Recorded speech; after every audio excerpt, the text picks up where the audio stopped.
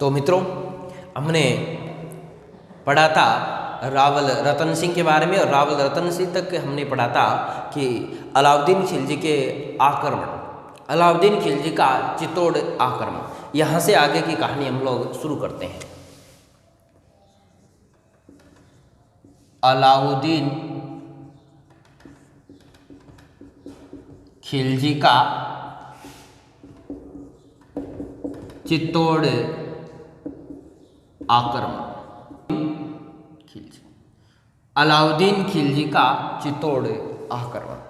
चित्तौड़ आक्रमण की बात करें तो इस प्रकार का चित्तौड़ दुर्ग था, और चित्तौड़ का शासक रावल रतन सिंह था। अलाउद्दीन खिलजी दिल्ली से सेना लेकर आ जाता है और सेना लेकर चित्तौड़गढ़ दुर्ग को चारों तरफ से घेर लेता है। चित्तौड़ दुर्ग के चारों ओर घेराबंदी कर लेता है और चित्तौड़ दुर्ग पर पत्थरों की बरसात करना प्रारंभ कर देता है, परंतु इस दुर्ग को किसी भी प्रकार की क्षति नहीं पहुंचती है और यह प्रारंभिक आक्रमण में असफल रहता है। अलाउद्दीन खिलजी प्रारंभिक आक्रमण में असफल रहता है, चित्तौड़ को विजित नहीं कर पाता है, और चित्तौड़ के शासक रावल रतन सिंह ने चित्तौड़ दुर्ग के दरवाजे बंद करवा दिए थे। अलाउद्दीन खिलजी यहाँ लगभग 6 महीने तक घेराबंदी रखता है। 6 महीने की घेराबंदी में यह असफल कई बार आक्रमण करता रहा, परंतु इन्हें सफलता प्राप्त नहीं हुई। अंतिम समय की बात करें तो यह अलाउद्दीन खिलजी रतन सिंह के पास संदेश भिजवाता है, और संदेश भिजवाता है कि मैं पद्मिनी का एक बार दर्शन करके पुनः दिल्ली चला जाऊंगा, आक्रमण नहीं करूंगा, मुझे सिर्फ एक बार दर्शन करवा दीजिए पद्मिनी का। रतन सिंह ने इस प्रस्ताव को मान लिया और रतन सिंह ने झरोका या शीशा पद्धति के माध्यम से अलाउद्दीन खिलजी को पद्मिनी का दर्शन करवा दिया। अलाउद्दीन खिलजी पद्मिनी को जैसे ही देखता है तो यह इनको लगता है कि वह ब्राह्मण बिल्कुल सत्य कह रहा था, यह तो बहुत सुंदर है। इस प्रकार पद्मिनी का दर्शन करने के बाद रावल रतन सिंह और अलाउद्दीन खिलजी दुर्ग के बाहर जा रहे। रावल रतन सिंह अलाउद्दीन को बाहर छोड़ने जा रहे थे, तब इस धोखे से अलाउद्दीन खिलजी ने बंदी बना लिया रावल रतन सिंह को। रावल रतन सिंह को बंदी बना लिया और बंदी बनाकर अपने साथ दिल्ली ले गया। यहां की बात करें तो बंदी बनाकर दिल्ली ले गया, और रतन सिंह के 2 सेनापति थे, प्रसिद्ध सेनापति थे गोरा और बादल। गोरा और बादल नामक 2 प्रसिद्ध सेनापति थे रतन सिंह के। गोरा और बादल की बात करें तो ये एक तो पद्मिनी का चाचा था और एक पद्मिनी का भाई था, और ये एक दूसरे के चाचा भतीजे थे। और गोरा और बादल की बात करें तो इन्हें पता चलता है कि अलाउद्दीन खिलजी रतन सिंह को दिल्ली ले गए। तब इन्होंने 1600 राजपूत योद्धाओं के साथ 1600 राजपूत योद्धाओं के साथ राजपूत योद्धाओं को स्त्रियों के वस्त्र पहना दिए और डोलियों में हथियार लेकर दिल्ली की तरफ रवाना हो गए पद्मिनी को लेकर। पद्मिनी दिल्ली जाकर अलाउद्दीन खिलजी को कहती है कि मुझे एक बार महाराजा से मिलना है, महारावल से मिलना है, आज के बाद मैं तुम्हारी हो जाऊंगी, परंतु एक बार मुझे रतन सिंह से मिलने दीजिएगा। तब पद्मिनी रतन सिंह के पास जाती है और रतन सिंह को कहती है कि मैं गोरा और बादल के साथ 1600 राजपूत योद्धाओं को लेकर आई हूँ, और ये 1600 राजपूत योद्धा स्त्रियों के वस्त्र धारण करके आए। और इस घटना की जानकारी रतन सिंह को देती है पद्मिनी। इन 1600 राजपूत योद्धाओं ने आक्रमण कर दिया खिलजी की सेना पर, और ये रावल रतन सिंह और पद्मिनी चित्तौड़ आ जाते हैं। इस प्रकार गोरा और बादल खिलजी की सेना के साथ लड़ते हुए वीर गति को प्राप्त होते हैं। ये लड़ते हुए वीरगति को प्राप्त हो जाते हैं। चित्तौड़ पर पुनः खिलजी का आक्रमण होता है और इस समय रावल रतन सिंह करते हैं केसरिया।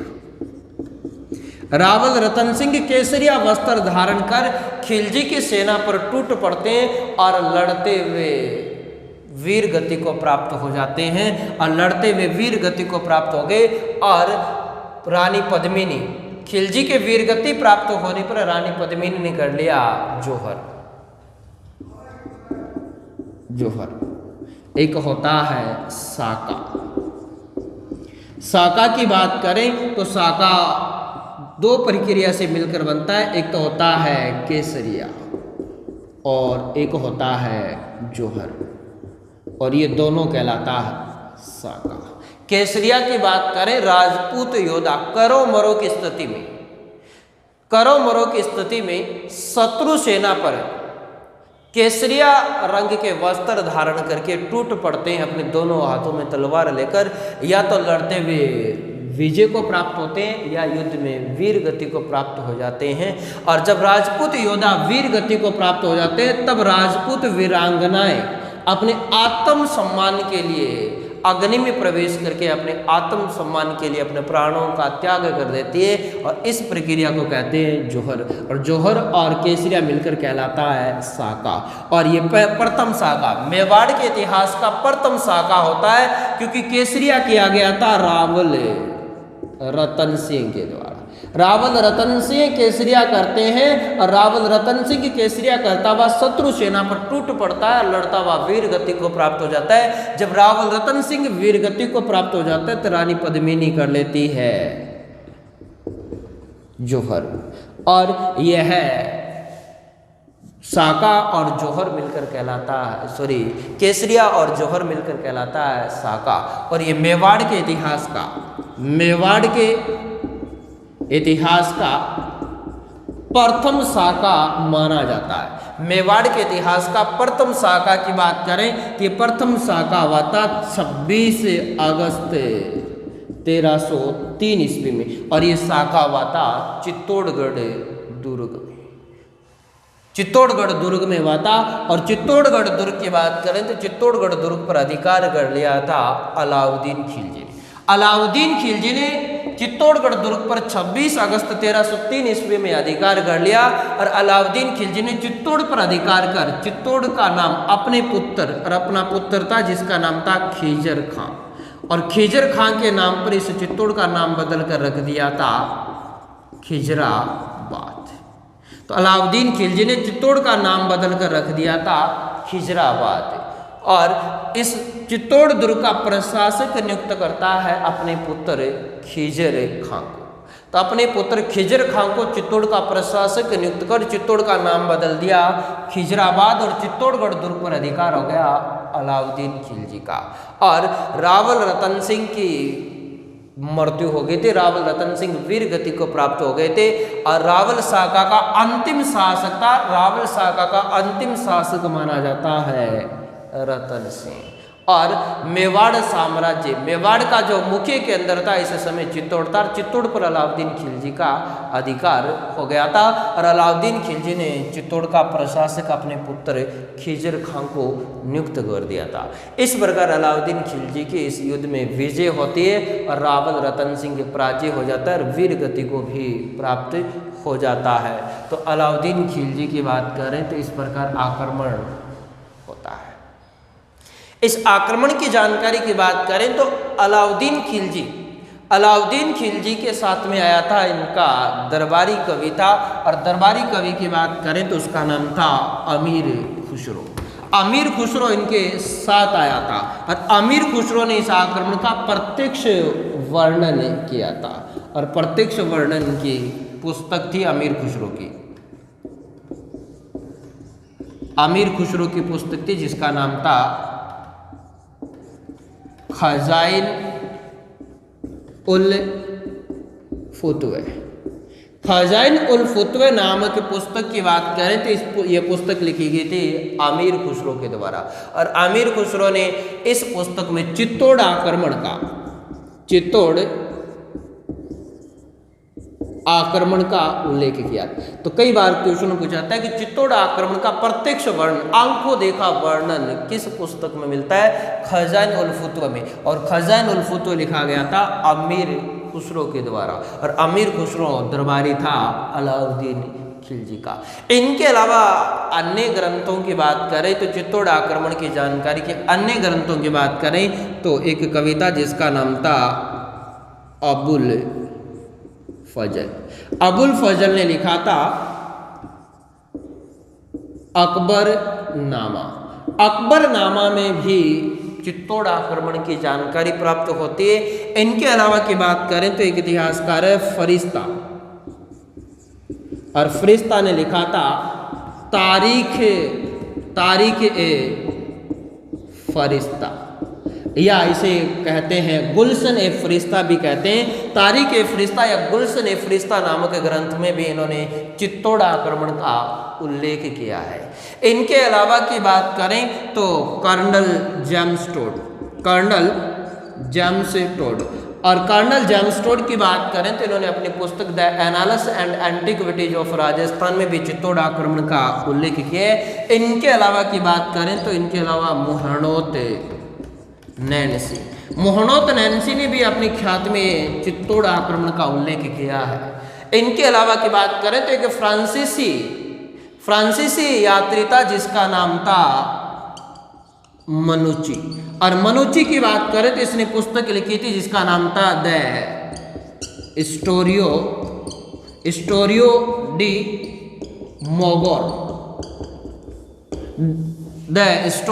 डी मोगोर नामक पुस्तक लिखी गई थी फ्रांसीसी यात्री मनुची के द्वारा, और मनुची ने भी इस आक्रमण का उल्लेख किया है। तो कई बार एग्जाम में पूछा जाता है कि चित्तौड़ आक्रमण की जानकारी किन किन ग्रंथों में मिलती है, तो ध्यान रखना आंखों देखा या प्रत्यक्ष वर्णन किया था अमीर खुसरो ने, और अमीर खुसरो ने लिखा था खजाइन उल फुतवा। इनके अलावा की बात करें तो अबुल फजल ने भी अकबर नामा में चित्तौड़ आक्रमण के बारे में लिखा है। फरिश्ता नामक इतिहासकार ने तारीख ए फरिश्ता या इब्राहिम ए गुलशन नामक पुस्तक में भी लिखा है। कर्नल जेम्स टोड ने अपनी पुस्तक एनाल्स एंड एंटीक्विटीज में लिखा है, और मोहनोत नैन्सी ने अपनी ख्याति में लिखा है। मनुची ने द स्टोरी डी मोगोर नामक ग्रंथ में भी चित्तौड़ आक्रमण के बारे में जानकारी दी है। इनके अलावा आजकल अधिकतर एग्जामों में पूछा जाता है कि अलाउद्दीन खिलजी के चित्तौड़ आक्रमण के कारण क्या थे। अलाउद्दीन खिलजी ने चित्तौड़ पर आक्रमण क्यों किया था, प्रमुख कारण कौन कौन से हैं? तो अलाउद्दीन खिलजी के चित्तौड़ आक्रमण करने का पहले कारक की बात करें तो पहला कारण माना जाता है अलाउद्दीन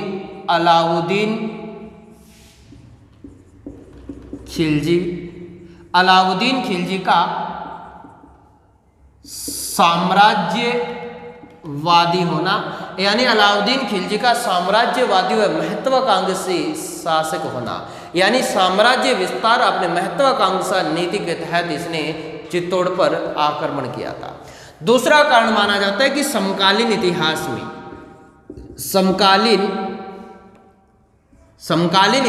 में चित्तौड़ दुर्ग का महत्वपूर्ण होना, यानी समकालीन इतिहास में चित्तौड़गढ़ दुर्ग पर यानी चित्तौड़ दुर्ग का महत्व होना। और महत्व की बात करें तो चित्तौड़ दुर्ग 3 महत्वपूर्ण राजमार्ग आते थे। एक राजमार्ग आता था दिल्ली से, और दूसरा राजमार्ग आता था मालवा से, और तीसरा राजमार्ग आता था गुजरात से। तो इन तीनों राजमार्गों पर स्थित होने के कारण इनका व्यापारिक, आर्थिक, राजनीतिक विशेष महत्व था, और इसी महत्व के कारण चित्तौड़ दुर्ग का महत्वपूर्ण स्थान होने के कारण ये चित्तौड़ दुर्ग पर अधिकार करने के लिए, ये दक्षिण भारत में भी अधिकार करने के लिए चित्तौड़ दुर्ग को जितना महत्वपूर्ण मानता था। इनके अलावा की बात करें और इनका तीसरे कारण की बात करें तो रतन सिंह की सुंदर पत्नी थी जिसका नाम था पद्मिनी, और पद्मिनी को पाने के लिए इसने आक्रमण किया था। ये इनके प्रमुख आक्रमण के कारण माने जाते हैं।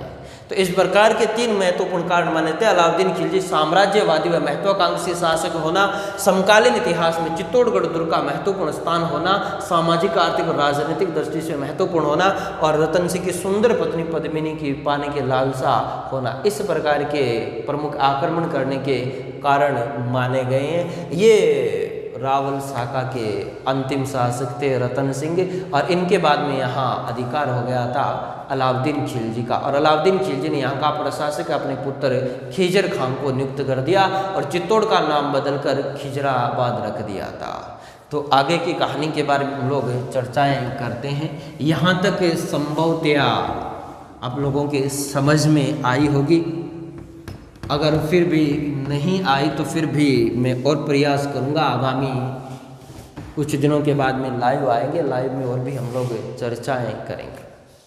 अब बात करते हैं आगामी, हम लोग पढ़ रहे हैं कि चित्तौड़ दुर्ग पर, चित्तौड़गढ़ दुर्ग पर अलाउद्दीन खिलजी का अधिकार हो गया। अलाउद्दीन खिलजी का अधिकार हो गया और अलाउद्दीन खिलजी ने यहाँ का प्रशासक नियुक्त कर दिया अपने पुत्र खिजर खां। कुछ समय तक खिजर खां यहाँ का प्रशासक रहता है और यह प्रशासक रहा था 1303 से लेकर 1313 ईस्वी तक। 1313 ईस्वी तक यह प्रशासक रहा था। 1313 ईस्वी में यह दिल्ली चला जाता है और यहाँ का प्रशासक सौंप देता है मालदेव सोनगरा चौहान। कई बार एग्जाम में पूछा जाता है कि अलाउद्दीन खिलजी के पुत्र खिजर खां ने चित्तौड़ का प्रशासन किसको सौंपा था, तो चित्तौड़ का प्रशासन सौंपा था चौहान शासक था जिसका नाम था मालदेव सोनगरा चौहान। मालदेव सोनगरा चौहान, जिसे इतिहास में बड़ी बड़ी मूछें होने के कारण इसे मूछा वाला मालदेव भी कहते हैं। और ये मालदेव की बात करें तो इस मालदेव का जो आधिपत्य रहा था 1313 ईस्वी से लेकर 1326 ईस्वी तक चित्तौड़ पर अधिकार रहा था। इस मालदेव की बात करें तो इस मालदेव ने भी अब इस दुर्ग का जो प्रशासक नियुक्त किया था अपना पुत्र था जिसका नाम था बनवीर। के इतिहासकार इसे जय सिंह के नाम से भी संबोधित करते हैं और ये बनवीर यहाँ का प्रशासक नियुक्त होता है। इसी समय की बात करते हैं हम लोग, एक ग्राम पढ़ते हैं जिस ग्राम का नाम है सिंसोदा। और सिंसोदा ग्राम की बात करें, सिंसोदा ग्राम में एक व्यक्ति था जिसका नाम था राणा हमीर नामक। और राणा हमीर की बात करें तो यह हमीर था, एक व्यक्ति था जिसका नाम था अरसिंह का पुत्र था। और अरसिंह की बात करें तो इनके 7 पुत्र थे और इन 7 पुत्रों की बात करें तो यह चित्तौड़ आक्रमण के समय लड़ते हुए वीर गति को प्राप्त हो गए थे। इनमें से एक बचा था जिसका नाम था राणा हमीर। और राणा हमीर चला जाता है सिंसोदा ग्राम में चला जाता है। और सिंसोदा ग्राम में यह पुनः अपने साम्राज्य को विस्तार करना चाहता था क्योंकि यह भी एक गुहिल वंश का था और गुहिल वंश का यहाँ पतन हो रहा था। तब अपने वंश की पुनर्स्थापना के लिए यह राणा हमीर 1326 ईस्वी में पुनः आक्रमण करता है चित्तौड़गढ़ पर। 1326 ईस्वी में पुनः चित्तौड़गढ़ पर आक्रमण करता है और चित्तौड़गढ़ पर आक्रमण कर यह मालदेव सोनगरा और बनवीर को पराजित कर देता है। और बनवीर को मारकर 1326 ईस्वी में हमीर ने चित्तौड़ पर अधिकार कर लिया। यहाँ मित्रों कन्फ्यूजन करने की कोई बात नहीं, कन्फ्यूज होने की कोई बात नहीं है कि हम लोग पढ़ रहे हैं चित्तौड़ पर आधिपत्य। और चित्तौड़ पर आधिपत्य की बात करें तो अलाउद्दीन खिलजी ने यहाँ का प्रशासक नियुक्त किया था अपने पुत्र खिजर खां को। खिजर खां यहाँ कुछ समय तक प्रशासक रहता है और खिजर खां ने यहाँ का प्रशासन सौंप दिया था मालदेव सोनगरा चौहान को। और मालदेव सोनगरा चौहान का आधिपत्य रहा था 1313 से लेकर 1326 ईस्वी तक। और मालदेव सोनगरा ने यहाँ प्रशासन सौंप दिया अपने पुत्र बनवीर को। और इसी समय हम लोग एक गांव पढ़कर आए थे, एक व्यक्ति का नाम पढ़ा था जिसका नाम था राहिब। और राहिब ने एक गांव की स्थापना की थी, एक ठिकाने की स्थापना की थी जिसका नाम था सिंसोदा। और इसी राहिब ने एक शाखा चलाई थी, उस शाखा का नाम था राणा शाखा। और इसी बात करें तो राणा शाखा का एक व्यक्ति था और सिंसोदा ग्राम का एक व्यक्ति था राणा हमीर। और राणा हमीर गुहिल वंश की पुनर्स्थापना के लिए 1326 ईस्वी में चित्तौड़ पर आक्रमण कर देता है। चित्तौड़ पर आक्रमण करके बनवीर की हत्या कर देता है और बनवीर की हत्या करके 1326 ईस्वी में चित्तौड़ पर क्या कर लेता है, पुनः अधिकार कर लेता है। इस प्रकार पुनः गुहिल वंश की स्थापना होगी 1326 ईस्वी में। पुनः पुनः इन्होंने अपनी राजधानी बनाई चित्तौड़ को, और इन्होंने चित्तौड़ को विजित कर लिया 1326 ईस्वी में। इनके बाद में हम आगामी कहानी पढ़ते हैं, और आगामी कहानी की बात करें तो आगामी शासक आएगा राणा हम्मीर। राणा हम्मीर, राणा हम्मीर, राणा हम्मीर शासक रहता 1326 से लेकर 1364 ईस्वी तक। राणा हम्मीर की बात करें तो इन्होंने मालदेव सोनगरा और बनवीर को पराजित कर पुनः चित्तौड़ पर अधिकार कर लेते हैं, पुनः चित्तौड़ पर अधिकार कर लेते हैं। और इन्होंने अधिकार किया था 1326 ईस्वी। 1326 ईस्वी में पुनः चित्तौड़ पर अधिकार कर लिया, और चित्तौड़ पर अधिकार करके यहाँ अपने ग्राम यानी ये जागीरदार था, एक ग्राम था जिस ग्राम का नाम था सिंसोदा, यानी हमीर सिंसोदा ग्राम का जागीरदार था, सिंसोदा ग्राम का ठिकानेदार था। और इसी हमीर ने अपने ग्राम सिंसोदा के आधार पर इस वंश का नाम गुहिल के स्थान पर वंश का नाम बदलकर कर दिया सिंसोदिया। वंश का नाम बदलकर कर दिया सिंसोदिया। तो सिंसोदिया वंश का जो संस्थापक माना जाता है, सिंसोदिया वंश का संस्थापक माना जाता है राणा हम्मीर। और इन्होंने अपने प्रारंभिक यानी ये गुहिलों की एक शाखा है, गुहिलों के ही नाम परिवर्तित शाखा है, गुहिलों के स्थान पर इन्होंने इस वंश का नाम बदल दिया सिंसोदिया। इनसे पहले की बात करें तो गुहिल शासक अपने नाम के आगे उपाधि लेते थे रावल। इन्होंने रावल के स्थान पर एक शाखा का प्रतिपादन किया था जिसका नाम था राणा। तो राणा यानी हम्मीर के बाद जितने भी मेवाड़ के शासक हुए वो सभी शासक कहलाते हैं राणा या महाराणा। जैसे महाराणा लाखा, महाराणा सांगा, महाराणा प्रताप, इस प्रकार के हम्मीर के बाद जितने भी मेवाड़ के शासक हुए वो राणा या महाराणा कहलाते। हम्मीर से पहले ये शासक उपाधि लेते थे रावल की, और इससे पहले ये वंश कहलाता था गुहिल। गुहिल के स्थान पर इन्होंने इस वंश का नाम बदलकर सिंसोदिया कर दिया, रावल के स्थान पर शाखा का नाम बदल दिया राणा। और हम्मीर के बाद में जितने भी मेवाड़ के शासक हुए थे वो सभी मेवाड़ के शासक राणा या महाराणा कहलाए थे। इसी हम्मीर की बात करें तो इस हम्मीर ने अपनी यानी अपने वंश की पुनर्स्थापना की थी, और पुनर्स्थापना करने के कारण इसे कुंभलगढ़ प्रशस्ति में बात करें तो कुंभलगढ़ प्रशस्ति में इसे कहा गया है विषम घाटी पंचानन। विषम घाटी पंचानन की उपाधि दी गई। विपरीत परिस्थितियों में कार्य करने वाला शासक है, यानी अपने वंश का पतन हो गया, अपने वंश के पतन होते पुनः अपने वंश की स्थापना कर दी, इस कारण इसे कहा गया है विषम घाटी पंचानन कहा गया है। किस प्रशस्ति में कहा गया है? कुंभलगढ़ प्रशस्ति में राणा हम्मीर को विषम घाटी पंचानन कहा गया है। महाराणा कुंभा की बात करें तो महाराणा कुंभा ने एक ग्रंथ लिखा था, एक टीका लिखा था गीत गोविंद पर, जिसका नाम था रसिक प्रिया। और रसिक प्रिया की बात करें तो रसिक प्रिया में इन्होंने हम्मीर को उपाधि दी है वीर राजा की। तो हम्मीर को रसिक प्रिया नामक ग्रंथ में वीर राजा कहा गया है, और रसिक प्रिया नामक ग्रंथ जयदेव पर आधारित, गीत गोविंद पर आधारित एक टीका लिखा गया था, और ये टीका लिखा गया था मेवाड़ के महाराणा कुंभा के द्वारा लिखा गया था। इसी हम्मीर को कहा जाता है मेवाड़ का प्रथम उद्धारक। या मेवाड़ का प्रथम रक्षक कहा जाता है। यहाँ से कंफ्यूज नहीं होना है मित्रों, दो प्रकार के क्वेश्चन बनेंगे। आगामी हम लोग पढ़ेंगे महाराणा प्रताप, और महाराणा प्रताप की बात करें तो महाराणा प्रताप को आर्थिक सहयोग दिया था जिनका नाम था भामाशाह। तो भामाशाह को भी मेवाड़ का रक्षक या मेवाड़ का उद्धारक कहते हैं। राणा हम्मीर की बात करें तो राणा हम्मीर को भी मेवाड़ का उद्धारक या रक्षक कहा जाता है। अगर ऑप्शन में राणा हम्मीर होगा तो राणा हम्मीर होगा, राणा हम्मीर नहीं हो तो भामाशाह होगा।